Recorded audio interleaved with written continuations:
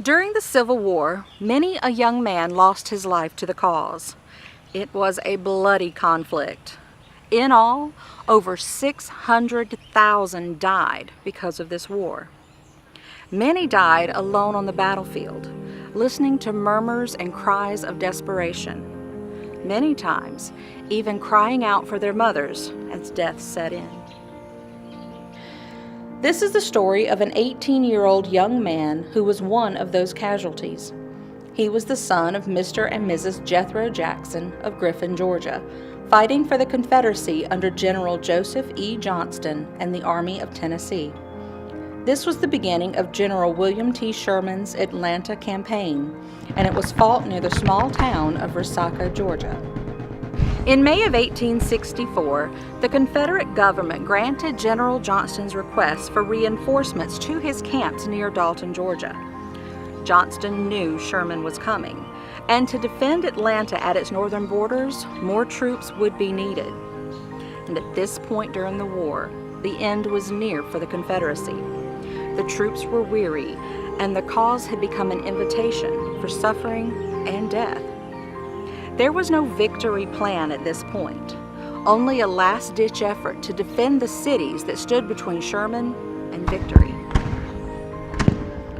By May 7, 1864, Sherman's masses started to make their way towards the south and their prize, Atlanta. In between them stood a proud but demoralized Confederate army and our young Private Jackson. It was a fierce battle, but by May 16th it was over, and the Union troops headed south, pursuing the retreating Confederates to Adairsville, Georgia. When the battle was over, there were some 6,100 casualties, 3,500 for the Union and 2,600 for the Confederacy. And one of those who died for the Confederacy was Private Jackson. It is said that Private Jackson was buried by his retreating comrades in an old pine box constructed from rough planks from a nearby bridge. When the war ended, Private Jackson's father, Jethro, and some of the surviving Confederate soldiers returned to Resaca to find the grave and to bring the young private home to Griffin. Sadly, Jethro had no luck finding the grave. Brokenhearted, he returned home without his son's remains. A few nights afterward, he dreamed that his son came back to him and, standing by the bedside, said, "Father, I am buried beneath a mound that was thrown up by the Yankees after I was killed. You will know the mound when you see it, by the pokeberry bushes growing upon it. Go, carry me up, and carry me home to Mother." The next day, Mr. Jackson returned to the Resaca battlefield with one of the young men who had buried his son. Within a short time, they located a mound that had a pokeberry bush growing on top of it. Could this be real?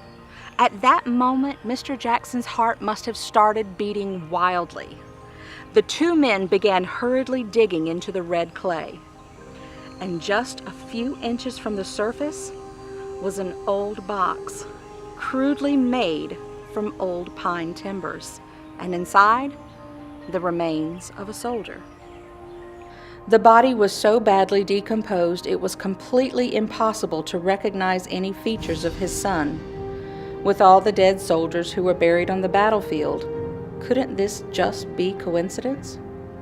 And then, Mr. Jackson's tear-filled eyes looked down at the shriveled remains of the young man and noticed his shoes. Other than the wear from battle, they were identical to the pair that he had given his son the last time he had seen him alive. Private Jackson's wish had been granted. The young soldier's remains were placed in a fine casket and carried home to Mother. We'll see you next time on Stories, Secrets, and Sagas.